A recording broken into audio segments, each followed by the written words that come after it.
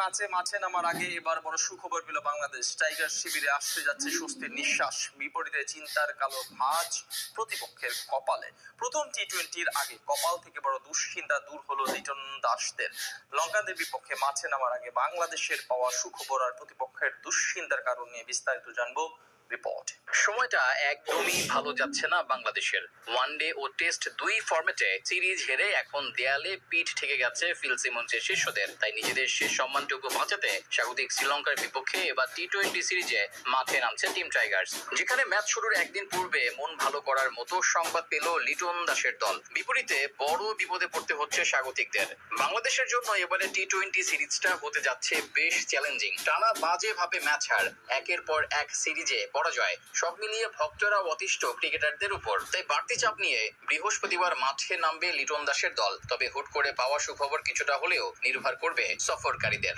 মাত্র একদিন আগে শ্রীলঙ্কার বিপক্ষে তৃতীয় ওয়ানডে খেলেছে বাংলাদেশ। সেই ম্যাচে ব্যাটিং এর সময় পায়ে চোট পান প্রতিপক্ষের অন্যতম সেরা অলরাউন্ডার ও সংক্ষিপ্ত ফরম্যাটের নিয়মিত অধিনায়ক ওয়ানেন্দু হাসারাঙ্গা। মাঠে খুঁড়িয়ে খুঁড়িয়ে ব্যাট করেছিলেন তিনি। বোলিং করার সময়ও অস্বস্তি বোধ ফুটে উঠেছিল তার মুখে। তখন খেলা চালিয়ে গেলেও এবার টি-20 সিরিজ শুরুর একদিন আগে লম্বা সময়ের জন্য দল থেকে ছিটকে গেলেন 27 বছর বয়সী এই লেগ স্পিনার। হ্যামস্ট্রিং এর চোট নিয়ে তিনি এখন কলম্বো ফিরে যাবেন এবং শ্রীলঙ্কা ক্রিকেটের হাই পারফরম্যান্স সেন্টারে পুনর্বাসন প্রক্রিয়ায় অংশ নেবেন।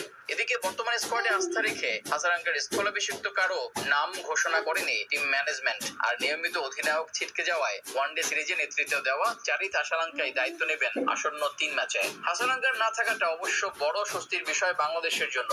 লেগ স্পিনারদের বিপক্ষে বরাবরই দুর্বল টাইগাররা। বিপরীতে হাসারাঙ্গা সবসময় জ্বলে ওঠেন লিটনদের বিপক্ষে, যার প্রমাণ সদ্য শেষ হওয়া ওয়ানডে সিরিজ, যেখানে মাত্র 3 ম্যাচে শিকার করেছেন 9 উইকেট। প্রথম ম্যাচে একাই ধসে দিয়েছিলেন বাংলাদেশের ব্যাটিং ইউনিট। এছাড়া বাংলাদেশের বিপক্ষে এখন পর্যন্ত 4 ম্যাচ খেলে 6 উইকেট নেওয়ার কীর্তি আছে তার নামের পাশে। তার চেয়ে বড় কথা, শেষ 8 ম্যাচে তিনি শিকার করেছেন 17 উইকেট, বোলিং গড় 14 এর নিচে। তাছাড়া পাল্লিকেলি স্টেডিয়ামে বরাবরই সফল এই ডানহাতি অলরাউন্ডার। হাসারাঙ্গার আরেকটি ইতিবাচক দিক হলো ব্যাটিং সামর্থ্য।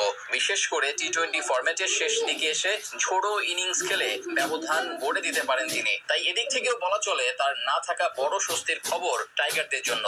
তবে দিন শেষে মাঠের ক্রিকেটে নিজেদের সেরাটা দিলেই ভালো ফলাফল আনা সম্ভব। এদিকে নিয়মিত অধিনায়ক হাসারাঙ্গা ছিটকে যাওয়ায় কিছুটা দুশ্চিন্তায় আছে শ্রীলঙ্কা।